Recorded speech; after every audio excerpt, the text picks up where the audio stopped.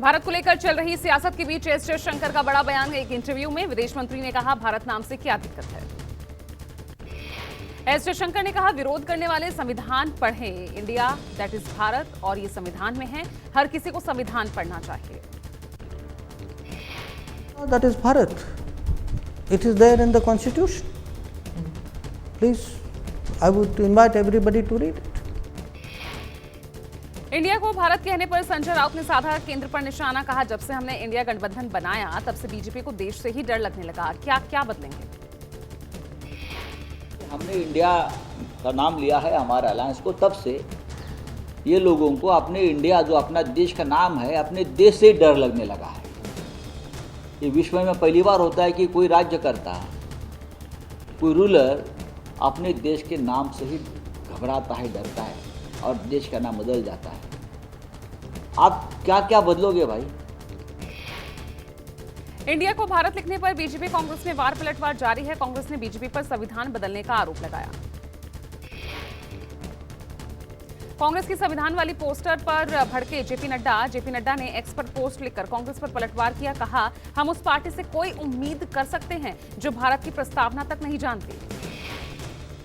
कांग्रेस ने social media पर भारत के संविधान की प्रस्तावना शेयर की थी। जेपी नड्डा ने कमी बताते हुए लिखा, कांग्रेस मतलब संविधान और डॉक्टर अंबेडकर के प्रति सम्मान की कमी। जेपी नड्डा ने लिखा, कांग्रेस को देश के सम्मान एवं गौरव से जुड़े हर विषय से इतनी आपत्ति क्यों है। कांग्रेस ने अपने आधिकारिक एक्स अकाउंट से संविधान की पोस्ट शेयर की थी, जिसमें कांग्रेस ने लिखा, इंडिया को मिटाना नामुमकिन है।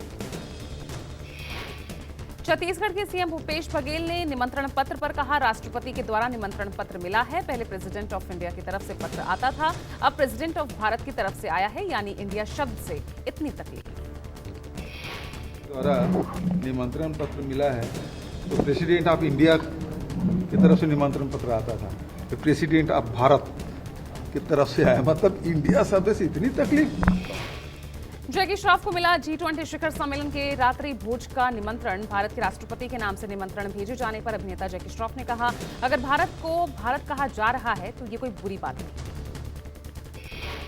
नहीं है। हमारे जो आप देश का, आपका नाम भारत, आपका क्या नाम था? दुनिया पहले सबसे क्या नाम था? अपना भारत बोलते थे। अगर आपको भारत बोलना है तो कोई बुरी बात तो नहीं है, भारत ही बोलना। एक देश एक चुनाव पर हलचल तेज हुई। आज दोपहर 3 बजे कमेटी की पहली आधिकारिक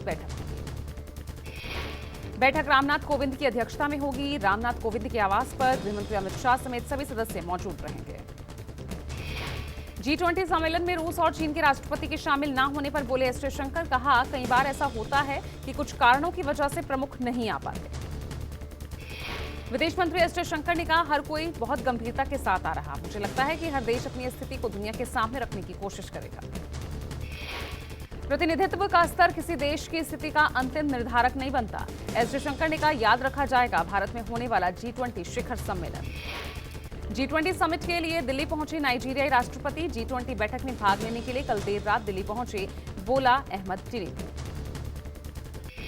G20 में आने वाले पहले विदेशी गणमान्य व्यक्ति हैं नाइजीरियाई राष्ट्रपति। पदभार ग्रहण करने के बाद राष्ट्रपति टिनीबू की ये पहली भारत यात्रा है।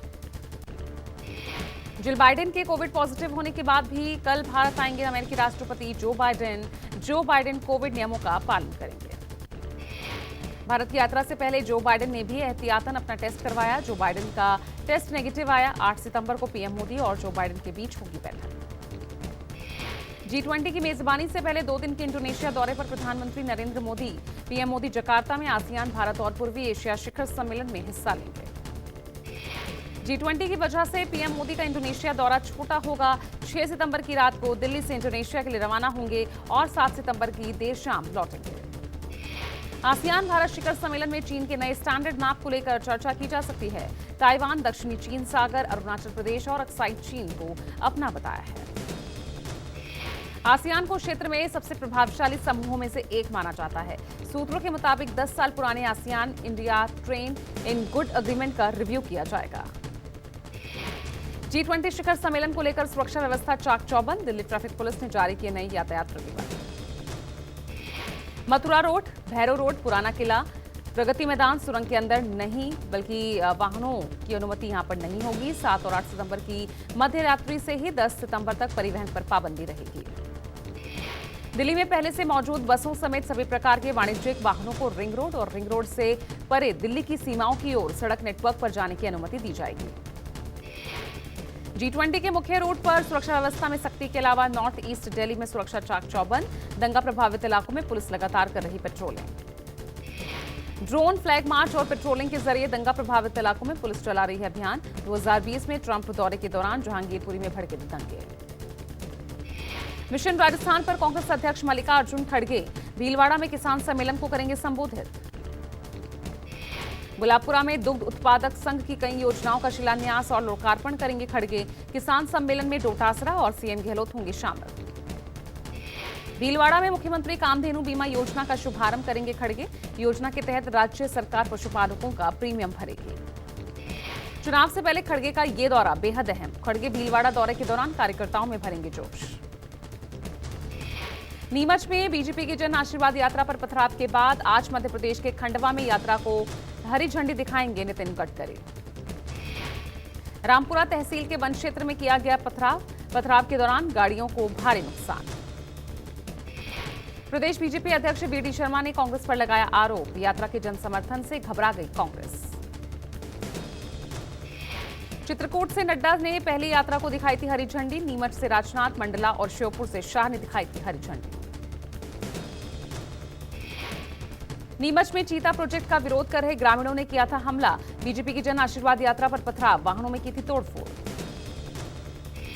अल्पसंख्यकों को लुभाने के लिए आज रायपुर में बीजेपी का सम्मेलन। अल्पसंख्यक मोर्चा के करीब 2000 पदाधिकारी कार्यकर्ता होंगे शामिल।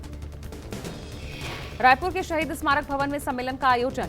सम्मेलन में रमन सिंह, बीजेपी प्रदेश अध्यक्ष अरुण साव समेत कई नेता शामिल होंगे। यूरोप दौरे पर रवाना हुए राहुल गांधी 5 दिन में 4 देशों की यात्रा पर हुए रवाना। यूरोप दौरे के दौरान राहुल यूरोपियन यूनियन के मेंबर्स, भारतीय समुदाय के लोगों और यूनिवर्सिटी स्टूडेंट्स के साथ बातचीत करेंगे। आज बेल्जियम की राजधानी ब्रुसेल्स पहुंचेंगे राहुल गांधी। कल और 8 सितंबर को कई कार्यक्रमों में लेंगे हिस्सा। भारत जोड़ो यात्रा की सालगिरह कार्यक्रम में शामिल नहीं होंगे राहुल गांधी। यात्रा को 1 साल पूरा होने पर कई कार्यक्रमों का आयोजन कर रही कांग्रेस। सुप्रीम कोर्ट पहुंचा यूपी के मुजफ्फरनगर में स्कूली छात्र की पिटाई का मामला। याचिका पर आज सुप्रीम कोर्ट में सुनवाई। पीड़ित बच्चे के पिता ने पुलिस में दर्ज कराई शिकायत। मामले में पिता ने मांगा शिक्षिका के खिलाफ सख्त से सख्त कदम उठाने की। महाराष्ट्र में जारी मराठा आरक्षण को लेकर शिंदे ने बुलाई कैबिनेट मीटिंग। अब से थोड़ी ही देर में शुरू होगी कैबिनेट बैठक। मराठा आरक्षण पर सरकार पर दबाव बढ़ा। बैठक में मराठा आरक्षण के मुद्दे पर होगी चर्चा। शिवसेना उद्धव गुट का प्रतिनिधिमंडल आज जालना का दौरा करेगा। जालना दौरे के बाद उद्धव ठाकरे गुट राज्यपाल से मुलाकात करेगा। सीएम शिंदे और डिप्टी सीएम फडणवीस के इस्तीफे की मांग करेगा उद्धव गुट। लुधियाना और देहरादून के लिए हिंडन एयरपोर्ट से आज से हर रोज भरी जाएगी उड़ान। 19 सीटर विमान पहली बार देहरादून से यात्रियों को लेकर हिंडन एयरपोर्ट पर उतरेगा। फ्लाई एविएशन कंपनी ओर से शुरू की जा रही उड़ान। सांसद जनरल वीके सिंह करेंगे शुभारंभ। हिंडन एयरपोर्ट से प्रतिदिन दोनों शहरों के लिए भरी जाएगी उड़ान। यात्री 1 घंटे में गाजियाबाद से देहरादून और लुधियाना पहुंच सकेंगे।